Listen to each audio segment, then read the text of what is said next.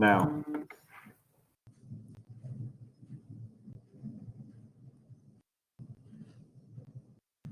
This is pretty exciting that we're doing a YouTube Live. Yeah, welcome LSR7 Schoology educators. We're going live now. Take it away. Welcome to R7C2L in action. We're your hosts and the instructional technology specialists from the Lee Summit R7 School District here in Lee Summit, Missouri. I think I should say Lee Summit a couple more times. Here it is. After the summer of 2020, we did some reflecting on where our teachers, where our staff could focus their attention throughout the summer and into the fall as we move in that direction. And this week, we're going to focus on our discussions around being connected and prepared. My name is Jeff Nowinski, and I'm joined here to my right and left, somewhere around here, on screen with Corey Bunker, wave Corey, and with John Courtney. And behind the scenes, we have returning to Lee Summit as the Director of Instructional Technology, we have Kyle Pace, and he's waving right now for you guys. Thank you, Jeff. Today we welcome our guest, Dr. Kevin Whaley, the new Executive Director of Technology for the Lee Summit R7 School District. Dr. Whaley joins us with experience as a secondary social studies teacher, a secondary assistant principal, and until recently as Lee Summit's Director of Instructional Technology. Welcome, Kevin. Thank you. Do you mind telling us a little bit about your current role as the Executive Director of Technology, kind of the who and the how you and your team support the students and staff of Lee Summit R7? Absolutely. So we'll kind of start at the top and kind of work down. So technology in Lee Summit is kind of split into two different buckets. On the one side, which is what my new role is really kind of overseeing the networking side, student data side, data systems, all the nuts and bolts that make a network tick and run together, and hopefully as seamlessly as possible. So if you're a student or a teacher logging in, hopefully you don't even know what's going on behind the scenes, that things just work. On the second side of the house, that's where Kyle Pace is coming back for instructional technology. And of course, that's what each of you does every day is the training aspect and the instructional support. And so kind of two different sides to the house, and together, both sides work really well together to support our kids and teachers. Thank you. Awesome. Thank you, Kevin. Sure. This week's theme, Connected and Prepared, allows us as educators to think through the preparations that we make at the beginning of a school year, not only in a face-to-face classroom, like designing workspaces, arranging desks and tables, or making copies, but in an online digital learning space. Being prepared will allow students to know what to expect, help teachers begin to form a relationship with students and parents online, and open the lines of communication early. Hey, Kevin, I got question one for you. We live in Kansas City, and there's several large school districts, both on the Missouri side as well as the Kansas side of the state line. As a leader, someone who is in the field of technology, someone who's familiar with all the surrounding districts in the KC metro area, how prepared was LSR7 for virtual learning? How prepared were we? Yeah, I think as a district, we're really proud of that. I think we were as prepared as we could have been. I think every district, to be fair, could say that as well. Every district was as prepared as they could have been. What helped us and what kind of set us apart is obviously our one-to-one initiative, K-12 with Chromebooks. Fourth year of the initiative, and I think our teachers, our support staff, our instructional support staff has really embraced the idea, even starting since I came to the district 8 years ago, starting to prepare for what we didn't even know would happen at the time. When I came to the district 8 years ago, the buzz phrase, the buzz talk at the time was, we're preparing kids for a world that we don't even know exists yet. And how more could that have been true when experiencing a pandemic, which was hopefully one of the first in our lives. I think we're all young enough to say that. So really, it kind of started 8 years ago. Can we say we were preparing for COVID 8 years ago? No. But were we preparing to integrate technology in effective ways 8 years ago? Yes. And so if you think about the training that's gone into place, the efforts of our teachers, our student comfort, that really set us apart and allowed us to kind of propel forward. The second big piece, we're a Schoology district. This is our 4th year of using Schoology. Even before this happened, a number we were using is we think we've trained 85 to 90% of our staff to use Schoology. Our vision, as all of you know, as an instructional technology team, the vision was to create a one-stop shop, a hub for parents, students, teachers, administrators to go to conduct the business of school. And so, 4 years ago when we interviewed students, we interviewed teachers, a big concern was, and even as a parent, if I've got a student at a high school, they might go to Google Classroom, they might go to a website, they may go nowhere, maybe on paper, they might use Blackboard at the time. Our folks were going to several different places to get their content and their information. And so that kind of set the wheels in motion for the LSR7 digital learning environment, which we sometimes call the hub, to kind of push forward and say, hey, we need to kind of direct folks back to one place. And so the instructional technology team had a huge role in that, which was training all of those teachers and getting kids some experience. And so when we were forced into a situation like COVID, where all of a sudden we come back from spring break and say, hey, everybody, we're going virtual. Luckily, we had the platform to do it. Is that platform perfect? No, no platform is. Is it pretty darn good? Yeah, it really is. I think, especially as you looked across some other platforms, of course, knowing that none is perfect, this one's pretty close. So that's really what kind of set us apart. Fantastic. It's really good to hear that, we're not, as educators, as support staff, we're not in this alone, that we're in this together, and that there's hundreds, thousands of districts across the nation that are really going through the same situation. It's refreshing to hear, we've been preparing staff and teachers and students over the last 8 years. We've been getting ready for something, and we're getting there. And being a part of a Google district, being a Schoology district, those things are really helping us. So thank you, Kevin, for sharing how R7's been prepared. Sure. I probably should add too, I'm going to kind of diverge a little bit. We're lucky too, as a district, just during a normal time, we have over 90% of our kids are connected at home through the internet. And given that, district of 18,000, if you break that down to families, we have roughly 100 families that didn't have internet access. And that could range for a number of reasons. Choice. Some families don't care to have internet at home, and that's perfectly fine. Location. Lee Summit's a really big place. It's spread out over 80 square miles. Some of our kids live in areas that just don't have access to good internet service.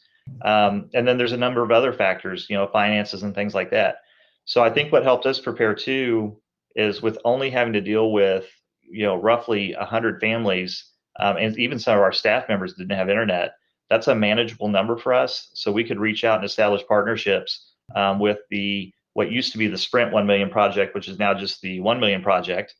And some other key vendors that were able to give us hotspots for free or for a very low cost to get that internet access out to families. So that's another thing that was super helpful.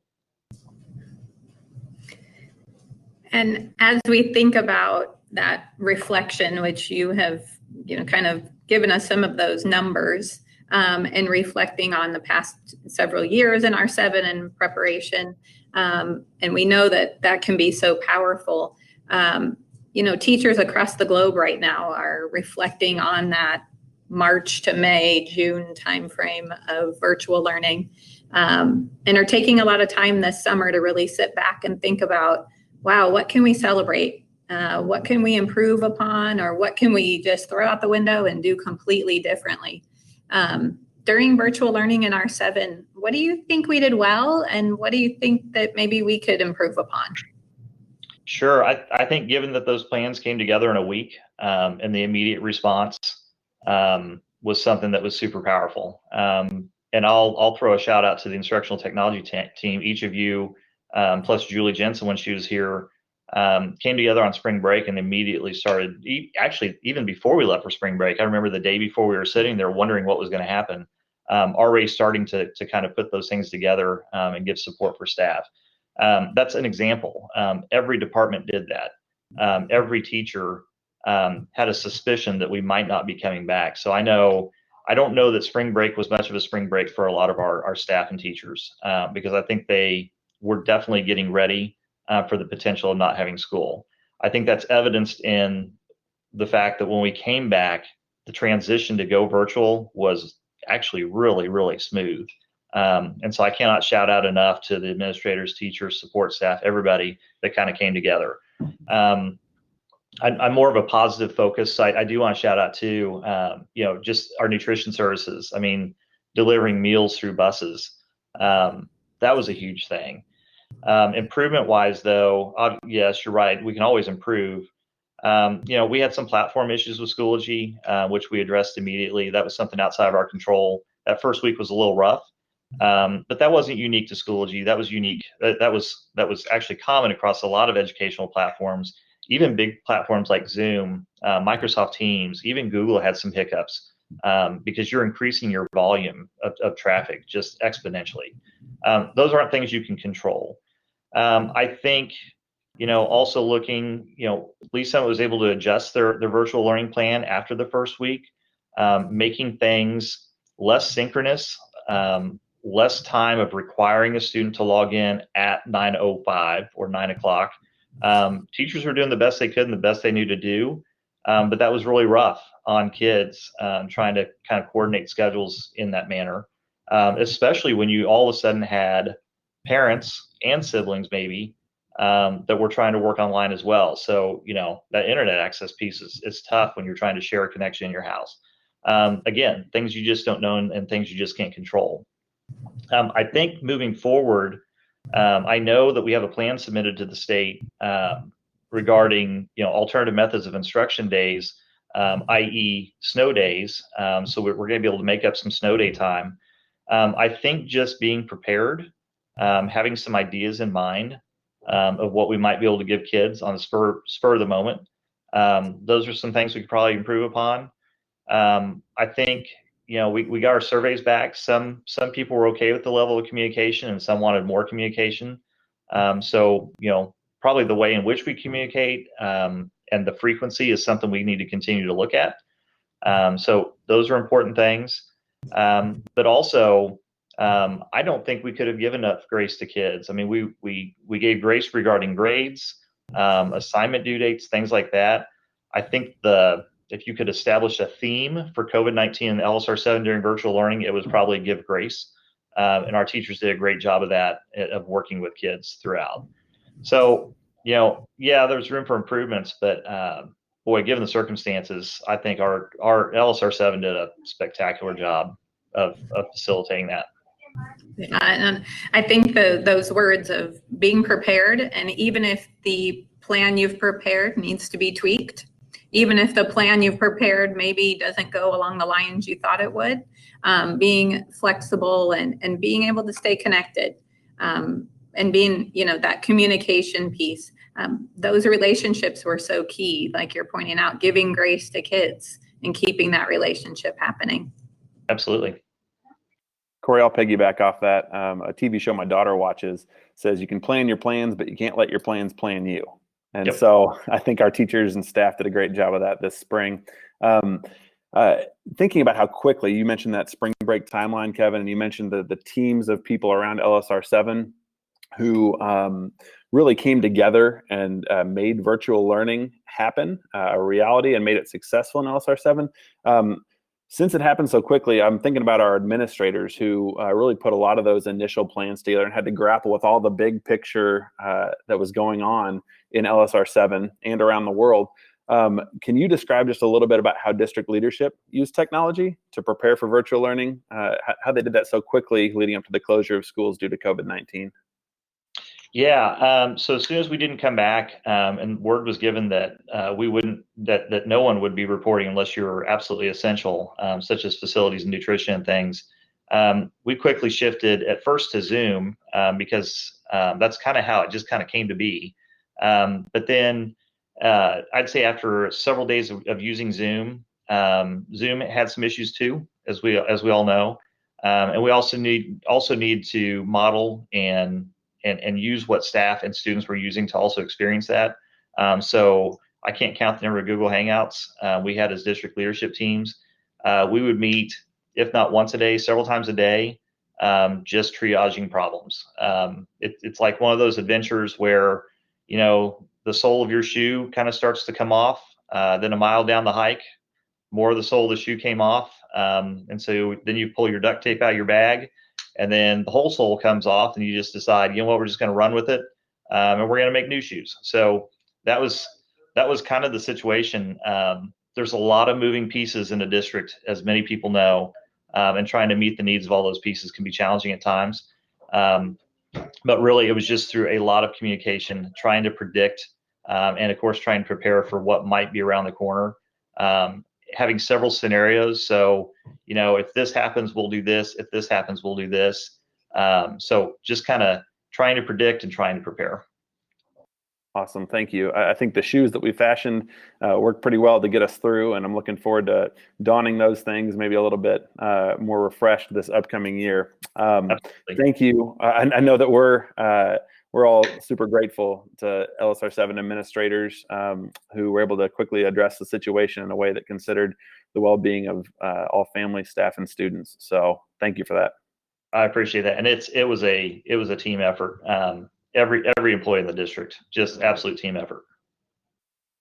Fantastic. Can't speak enough of all the amazing people doing a lot of work. And Kevin, I have your last question for you. There seems like there's a balance between having autonomy for teachers to be able to teach, and on the other side, kind of requiring certain things for the purpose of equity.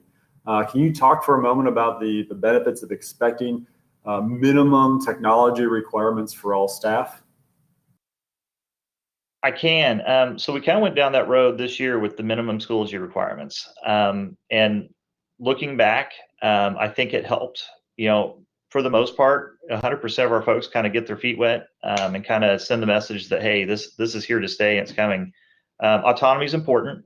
When I taught social studies, I love talking about certain topics in government. I love talking about certain topics in sociology. I mean, and I did it completely different than my co-teachers, and that's okay. But we still have to teach to the same curriculum, as we know. I think what we already knew really stood out with the level of collaboration that occurred between our teachers. Our collab cafes were super active. I know teams of teachers were communicating with each other to try and not replicate work over and over and over again, but also to make sure kids had the same experience. And you mentioned equity. Equity, the concept of meeting each student where they are when they need it. There's a blend of autonomy that comes into play there too. It doesn't all have to be the same. One student may need a little more help or may need a little more enrichment, and that's okay. But the baseline curriculum still needs to be taught. So I think we have a collaborative culture in Lee Summit. Wednesday collaboration time. Our collab cafes have existed now for 4 years. And so really, that culture helped put us where we were because teachers were used to working with each other. Kevin, that's excellent. You've said so many good things today. We've talked about, teachers, sort of the district preparing students for a future that we were unsure about. Having an LMS in place, Schoology, being a Google district. We've talked about, responding with support, giving that grace, the fact that we care, nutrition services. We've talked about district leaders meeting together, trying to be proactive and also being innovative when they come across things. We've really emphasized communication, but through this whole thing, we've talked about staying connected, collaborating with one another, and really being as prepared as we possibly can. There's certain things that we need to do today in order to be ready for tomorrow. So with all this in mind, it's again, I'm just going to reiterate this. It's so important for each one of us to be connected to one another and also to be prepared so that we can bring our best for our community and its children in the fall. My hope is that as we continue to have opportunities, that we can build those relationships and grow as a school staff. Absolutely.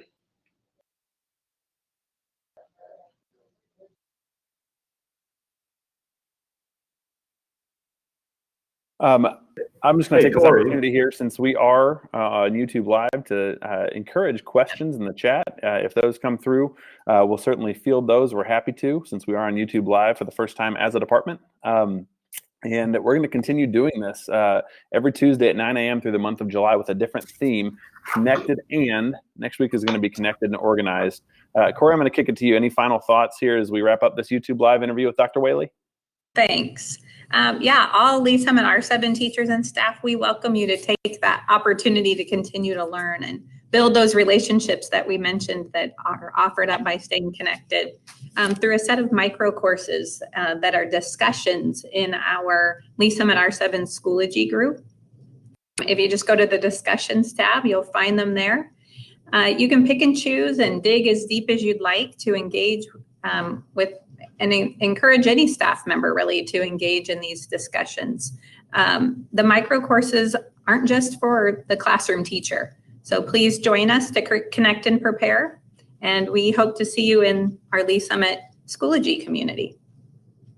Yes, and for those of you who want to engage more broadly with this conversation, with educators from around the globe, you can do so by following at LSR7ITS and hashtag R7C2L on Twitter throughout the week. And that's every week throughout the month of July. And with that, let the professional learning begin. Thank you for joining us today. Tune in next Tuesday as we interview one of our standout teachers about the importance of organization in a digital learning environment. From the Lee Summit Instructional Technology team, stay connected and prepared. Bye, everyone.